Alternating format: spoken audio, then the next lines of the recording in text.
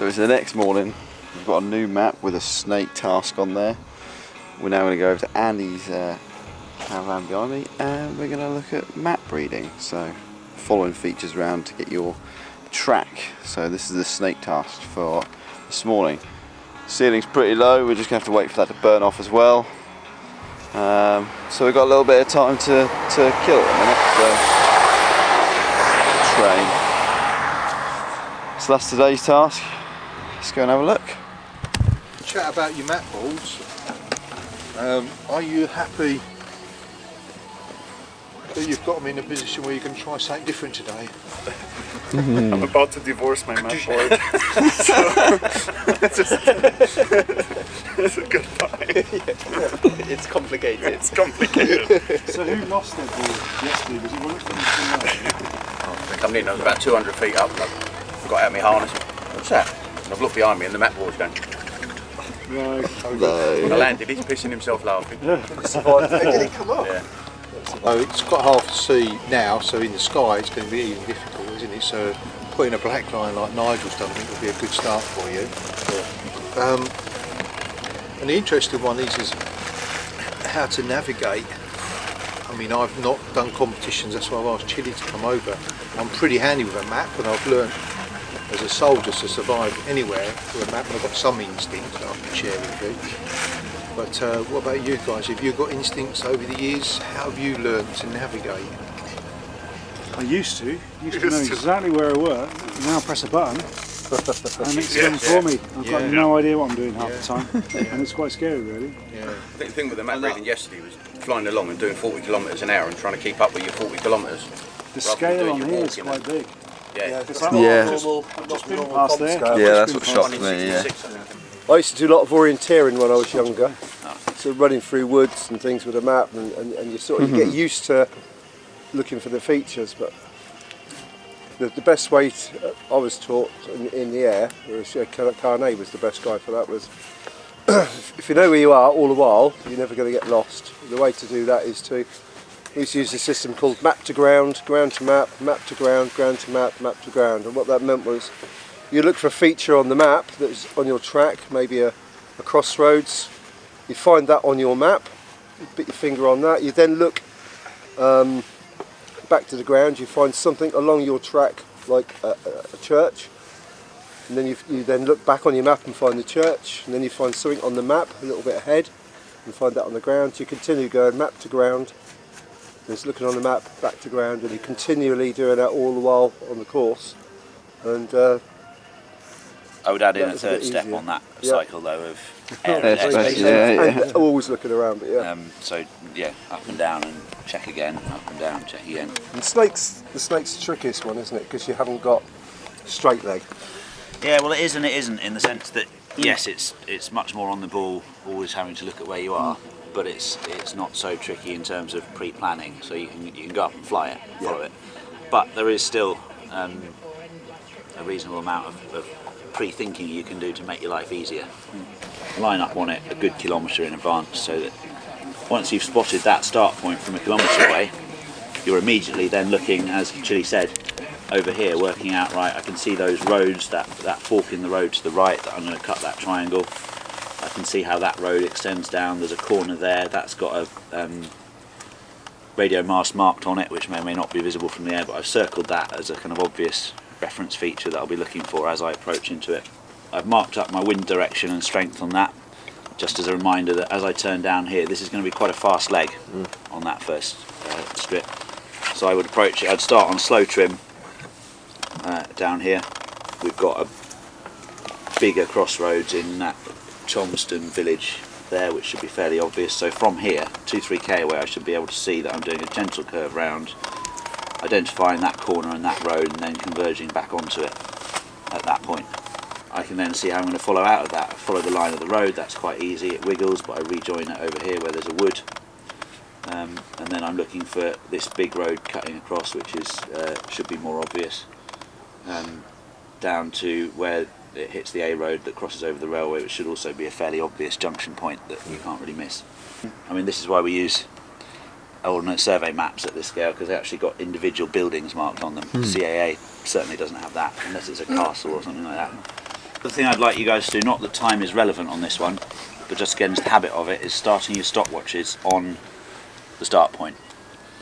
So getting used to lining up, being ready to go as soon as you're directly over this, it's the bridge of one canal over another. Seeing it down between your feet, both stopwatches on, and then again remembering to stop them when you go over the, and I'm going to write stopwatch as I come to it. So in the orientation I'm going to see I've written stopwatch, so I read it as I come up to it. Because then you'll get back knowing that you have a time that it's taken you to do that course. It's an exactly 28 kilometre course, so you can then work out, it's another good reference. Obviously you're going to be going up and down in the trimmers, but again more experience of, in that case, that sort of wind with some upwind and downwind legs. I did 28k in X minutes. So there we go, that's us talking through the snake task, getting a cup of tea on the go. The boys over here are getting ready for their flying. Basically we're getting ready for about 9 o'clock. And we're just waiting for this to burn off at the minute, and it's sort of clearing out now. We've got the comp guys over the back there that are going on an economy task, I believe. Let's get this map stuck down. Welcome to the Blue Peter section of the comps. What I'm doing here is using a clear Fablon type material which is sticky on one side to pretty much laminate the map so you can draw on the map and stick it to your map board as well with the overlap. I found out later that actually if you just Fablon your map as if you were just trying to laminate it and then use duct tape to stick that to your map board, the duct tape holds much more securely than the Fablon on its own and can quite easily be removed from the Fablon afterwards, making it much more secure in flight. Right, let's get out on the snake task.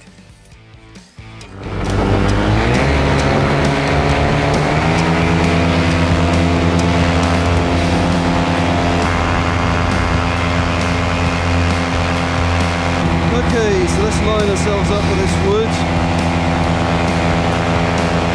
and then start plotting our course. Our base at 1,000 foot today. Our wind direction is a sort of a northeasterly, so this downwind leg is going to be a bit quicker. I'm already starting to look out for my first key points. So I'm going to line up with the ass end of this clump of trees, go over the next clump of trees, which is the start point, and then we're going to head towards the road with a farm coming off of it by the looks of it. So once we get closer, I'm going to steep myself into a nice gradual turn. I think that's the house over there that I need to cross, and beyond that is then another road which I can see. And we're aiming between those three patches of things over there. Right, we're over the reference point. We started our stopwatches.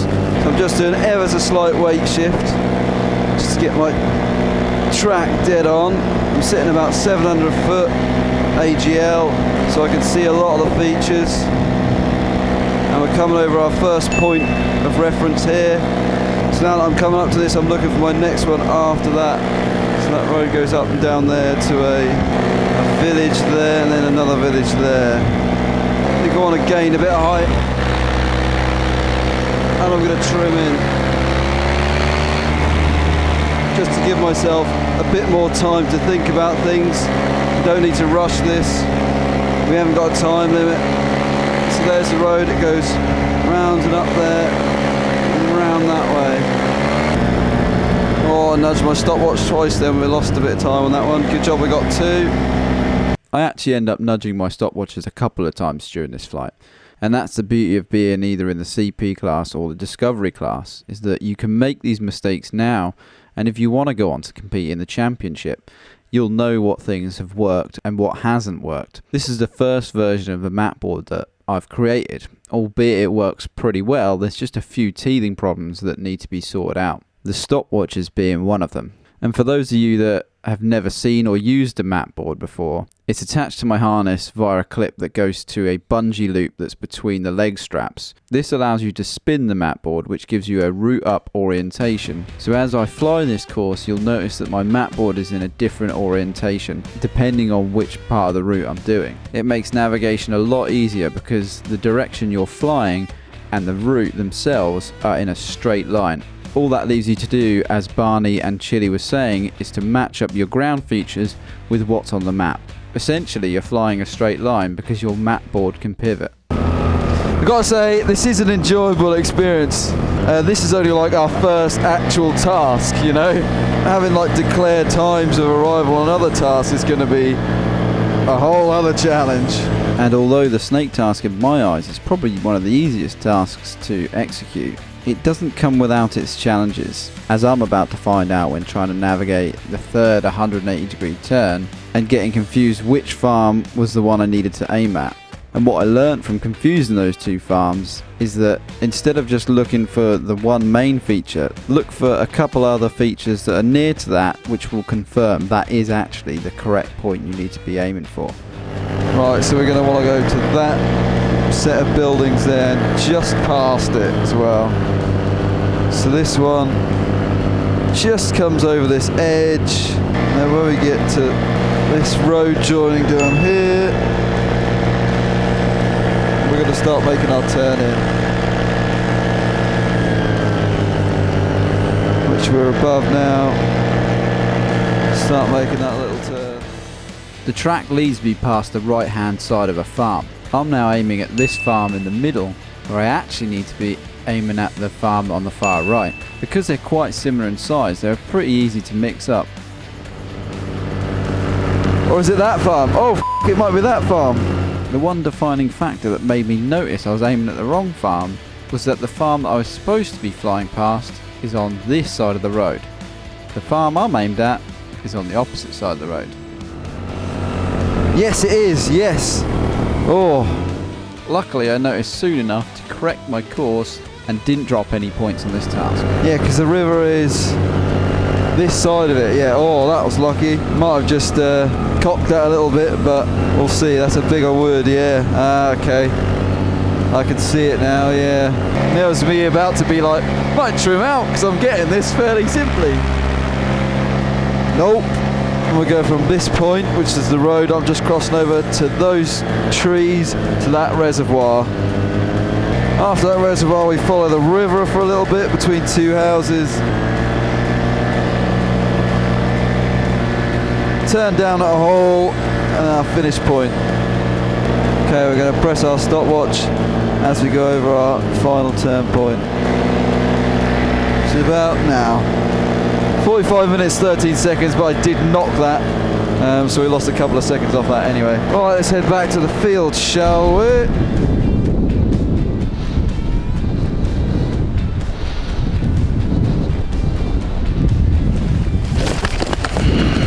We won't get our scores from the snake task until later, but we're going to go through and talk about the economy task that the comp pilots are now going to do. Check out that weighing in of stuff. And see how it's all done really. So we're just going to head over to Andy's trailer again and then do that. I've just backed up some cards so we've got the space to film the rest of this comp. Right, let's get over to Andy's tent. There, to run the engines completely dry, so there's no fuel in them. The engines have now got labels on them and they're off to the side. So now what they're doing is getting themselves ready for the task to fly, etc. They're then going to go forward with their weight of fuel and their dry motor, go forward and put the two together on the field. There's then marshals that have got to oversee that. So the marshal's got to make sure someone's not got a litre in his top left hand pocket, puts his extra pot of litre in, or his frozen stuff that we heard Michelle does. Mark Shaw's now here in the BHPA tent over there, and you want to go and introduce yourself to him because he's going to do the pilot exam for you today, tonight or tomorrow. He's only here until Saturday afternoon, he's not here Sunday. So please register your name with him and then he's going to sit the pilot exam for you. He's a lovely guy. We're standing down till 4 o'clock. You've got options now for the afternoon, from looking after your own kit, sharpening a pencil, your kit, going over there and doing the things we just spoke about. So unless any really urgent questions, I'm not going to drag out further. I think little briefing and we come up with brilliant some stuff. Yeah, that's great. Cool. Right. Thanks, Andy. Good stuff, guys. And I'll see you all at 4 o'clock. Obviously, I'm still going to be out there helping you now. Yeah. So as you just heard from Andy, we are sort of standing down until 4 o'clock when the flying conditions are going to be a bit more smoother for CP guys. I believe that the championship are now heading off for their eco task. We've had about 3 or 4 pilots just head off. There's some more launching in a minute. and it's basically just a time for us just to rest and recover, because early mornings and late nights can wear you out, and in my own experience that's when I've damaged equipment, when I've been fatigued or rushing stuff. So yeah, we've got a bit of time to regenerate and go and watch some people taking off and flying, and yeah, get our kit all sorted ready for later. Here's Andy himself.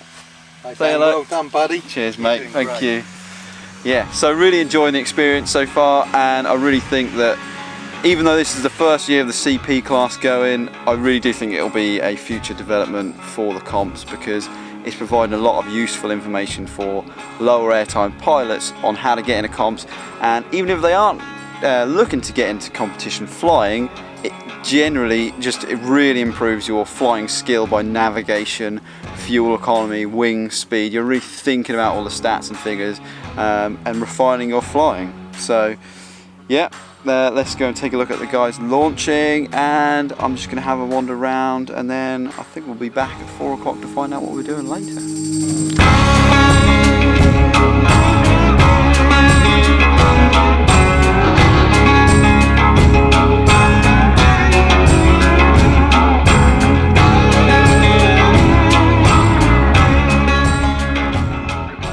We've just had a chat with Mark from the BHPA, and our scores have been published from the snake task. Essentially we've got half an hour and then we're going to do the pilot exam. You ready for it, Nige? I'm feeling great. We're going to give it a whirl. Let's do it, mate, let's do it. I should have gone a bit slower, shouldn't I? I would have got some more points. Yeah, mine's a really slow wig anyway, that's crazy. Rocketed round, mate. Yeah. So me and Neil got bang on, boys. Yeah? Yes, dude. It turns out me and Neil aren't too bad at navigation tasks. Both of us scored top marks, 30 points for both of us. I think Nige got 15 and a couple of other guys got a 50% reduction, unfortunately. But it was good fun, yeah, I really like that task. We're now going to head over to the BHPA tent and we're going to take our pilot exam, so hopefully we'll all get it passed. And that's another thing off the list, becoming pilot rated, isn't it? So if I pass today, that will mean I am pilot rated. So another reason to come to the CP class comps here is that you can do that exam and you've got the guys from the BHPA to talk you through the answers after you've done, and then you'll take a test again at a later date if you don't pass it. So there's that added benefit of that. So yeah, we've got to get 70% on each section. There's 5 sections, I think it's 25 questions each section. It's multiple choice with 5 answers. So we're now heading over to the tent. Whew, am I ready? Maybe. Let's go and do this pilot exam.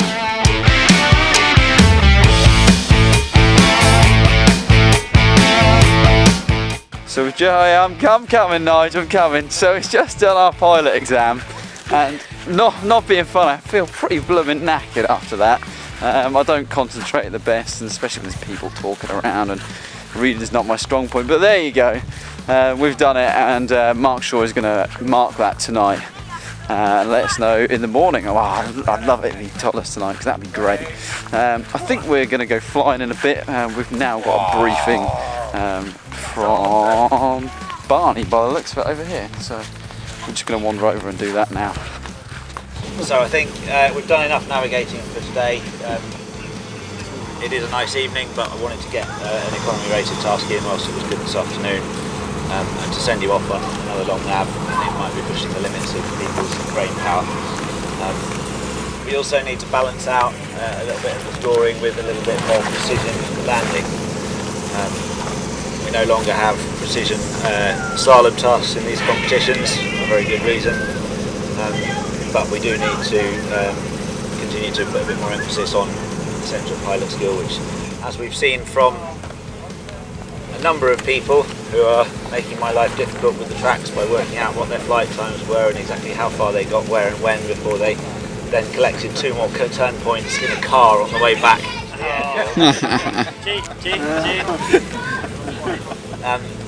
Precision landing is a very important skill. We need to do it because we need to be able to come down in small spaces. Be aware meanwhile the club pilots, and I'll brief you in a moment, will be taking off and doing another 30k-ish loop. So they'll be taking off from the far end, mixed in with your takeoffs, going out north away from you. They'll be coming back in behind you. So be aware, they may be, if you're lining up for your spot, there may be a club pilot passing in to come back to his landing, well clear, and to come in and land well the far side of the spot landings. So I just thought it would be worthwhile, as I said this morning, you guys having a bit of a go at what they were doing this afternoon. A simple circuit, same sort of length, I think it's 25k this one. I will give you the exact length from my map afterwards. But weighing pilot and machine, standing on the scales before you go out on deck, and then weighing yourself straight back in, first thing you do when you come back in as well, so that you can get an accurate idea of what your fuel burn is over something that is roughly a circle with a few ins and outs, and that will give you another sort of useful means of factoring in the extra fuel burn on the climb out and take off and so on. Another bit of data for your statistics, and a bit of practice in fuel management in the air. So full slow trim in most cases on your wings, I would have thought, but just really tickling your throttle over. So you saw the guys earlier, a bit of a burst just to get yourself up in the air, obviously get yourself safe, but as soon as you're comfortable, just gentle nursing, long slow climb out. I put the climb out to this turn point at the top here, so there's absolutely nothing in the way, there's no no-fly zones, there's no houses. We'll just climb slowly all the way out until you hit that one, and then follow around that route till you come back in. You need to do a little bit of a dog leg, keeping well clear of these two no-fly zones. Do you want wing as well? Ready? Okay, buddy. Woohoo! 97 kilograms. Alright, buddy. Go and enjoy your flying. Alright, cheers. Yeah. Have a good one, buddy. Cheers, mate. Eco task. Enjoy. How far up can we go? Said the skiddles are there, so it needs to be here somewhere. You never wait, always just get to take off, push to the front of the queue. Right, never wait. Don't know it, push to the front. Hope that makes the video. It will do, mate, yeah. Go in front. Is this you? Yeah. Oh. This is me, mate. I'm just watching this wind. So here's the thing about comps is you get all ready, mentally ready, but if the wing setup ain't right, it ain't right, mate. So we got to bring this around and rearrange. I could have just corrected my wing on a reverse launch, however, because the winds were switchy and a bit gusty, it was 50-50 whether it was going to be a forward or reverse, so I decided to set my wing up into the new wind direction. Because it was a little bit switchy, I let my wing overshoot me and take a frontal collapse here, but showing how much of a true sportsman he is, Benny jumps in and helps me unfold that wing rather quickly so I can set it back up again. Cheers, Bernie.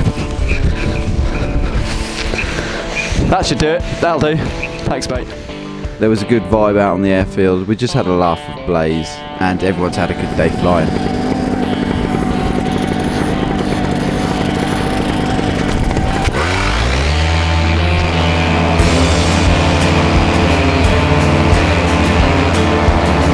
I suppose I better do some talking then.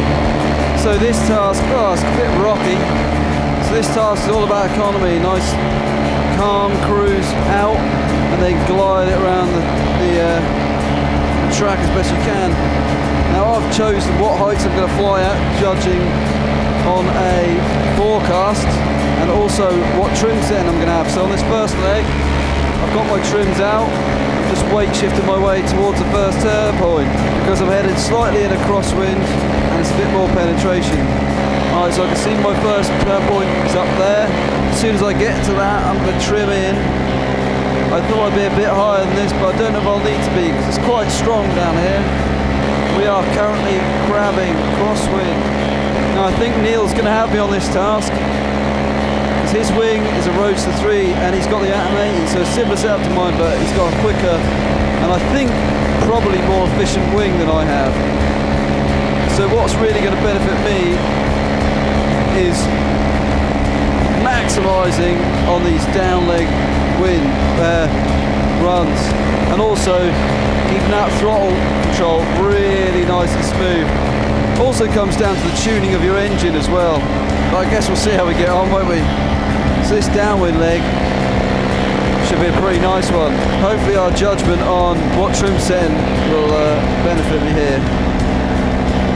And I've also hooked my speed bar up, which I wasn't going to do, but I think actually I'm glad I did, because it gives me an option if I need it. And flying as accurately as possible to these points to keep the movement as minimal as possible, up and down, left and right, is absolutely key to minimalising your track.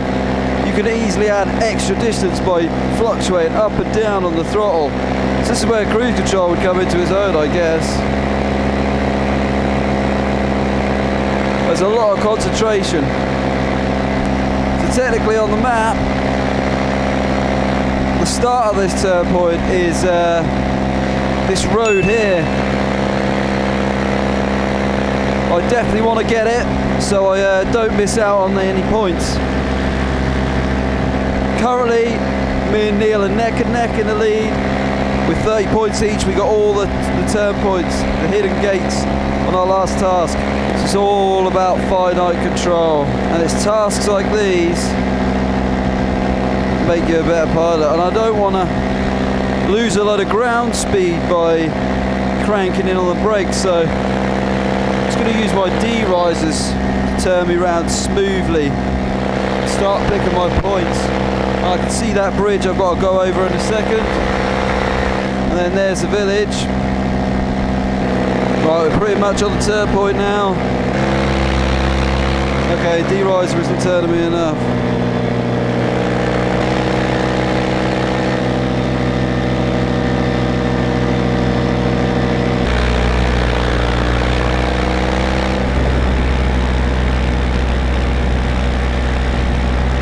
So we're going over this here. Oh man, this is tricky. Is this bit right? Oh, I think I need to go more left. Yeah, this way. Okay, so I've gone slightly off track. Like in the previous snake task we've flown, I'd got confused with the landmarks. There was two pieces of road that looked extremely similar. The only difference was I should have been to the left of the woods, not to the left of this little village. Hindsight being the wonderful thing that it is, I can now analyse these flights, and in future flights I'll know to look for 2 or 3 points to confirm where I actually am on the map. Having said that, we're about to come up against a similar problem of getting lost, but this time it's not my fault. Yeah, this is it over the railway track. God. That's the industrial estate. This new bit, not marked on the map. Come on, OS maps. That's not very fair. I think we're going beyond this point. So once again, it goes back to using 2 or 3 points, regardless of that new estate being there, just to confirm what your position is on the map. We're flying for about 26, 27 minutes now. We're probably about halfway over. Whoa, that was some rocky old turbulence there. Whatever that was. Right, we're 600 feet, still good. Probably a shear layer. I'm pretty happy we're over that turn point. Now we're in a headwind going absolutely nowhere.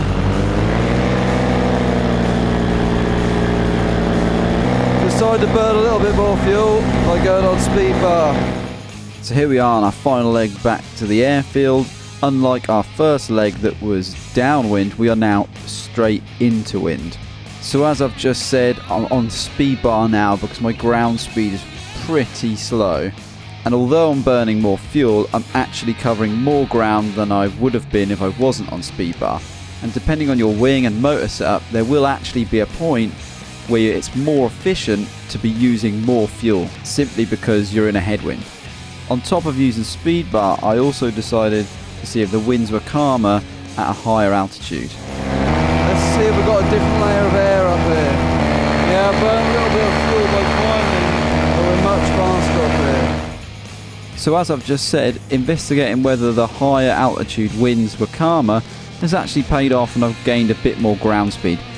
Now I don't have to go on Speedbar and I'm not burning as much fuel anymore. And in light of trying to lower my fuel burn, here's an interesting one for you all. Let's try this technique. Get really small. Less drag. I've actually gained 2 kilometers an hour by doing this. That's pretty impressive. Yeah, this technique is really working. I've really reduced my drag. I don't know how sustainable it is though. Alright for a laugh, but not sustainable on a 3 to 4 hour cross-country flight. Right, let's get back home. As soon as I can glide into the airfield and kill my engine, that way it'll save as much fuel as I can.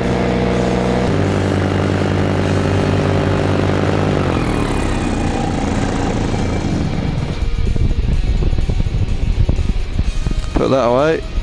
Save ourselves some fuel, can't we?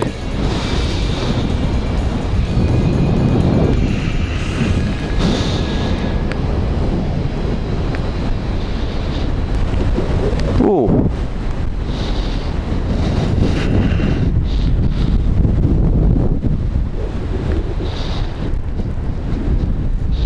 It's a bit fucking rocky.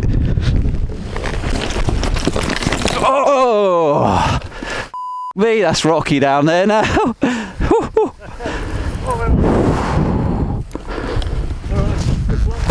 What's that? Good flight. Yeah, I hope so. It's economy task, so excuse my language. Caught me out, that did. Right, let's get weighed in. That was a weird landing, but it's on my feet, so can't complain at that. I wonder who that is up there. About 4 litres? Yeah. Oh mate, you've only got less than a litre. Less. 95 Dan. Yeah. The took off was 97. Right, so after weighing, I weigh 1.84 kg less. Fuel is 0.74 of a kg, so that means I've burned 2.46, I think. Work that out in your head though, did you, Danny? No, didn't work it out in my head. We used a calculator. That's 2 hours of time. Have a think. I've got to remember it. It's been a long day. Back doors of the van. Keep them honest. Keep them honest. Yeah. So we worked all that out just a minute ago. We're now settling down for a Chinese that we've had ordered to the airfield, and I think that concludes today's videos. So if we've got a briefing later, I'll film that. If not, see you in the next video. My intention was to mark them tonight, which I'm still going to try and do, but unfortunately there's been a really serious incident in the Peak District, which I'm going to have to go away to deal with now. But I will be back at some point to bring back the completed marked exams and to have a debrief session tomorrow. That's all I've got to say. Right, thanks. Take your time you need on it. Generally, again, safe behaviour, even though you're tired, even taking stock, taking things carefully. I decided not to do another round of spot landings because I think the feedback I was getting was that people had it, and that's when mistakes get made. So again, we've got plenty of flight weather tomorrow. No need to push it. Give yourselves time for some dinner. Feedback from today generally, turn point 20, which is the nearest one directly north of us. It is Church Munster in Mitchell. They are probably understandably a little bit displeased, because that of course is the nearest turn point that everybody's been dipping into and out of at every possible opportunity. And I got the message they actually got hold of Mark Shaw through the BHPA website, and I overheard him on the phone just as he was setting off for a task that is going to involve looping over and over for the rest of the afternoon. So it is what it is, but that turn point is also now removed from the map. Club pilots, again, good job today. You did some nice bits of navigation, hopefully some new things taking on. Hopefully picking up on spending more time with watching what the rest of these guys are doing, the experience they've got in planning their takeoffs, bidding their takeoffs if they feel that something's not right with the wing, and that's a really important thing to just keep forefront of your mind. If it's not right, don't push it. And some of the most experienced pilots in the room today were sensing either the wing in that very light, fluffy thermic conditions this afternoon, particularly. If it's not right, don't just think you can power your way out of it, because it will normally end in tears, or if not for physical pain, monetary pain and replacement. I mean, the props or lines, worse.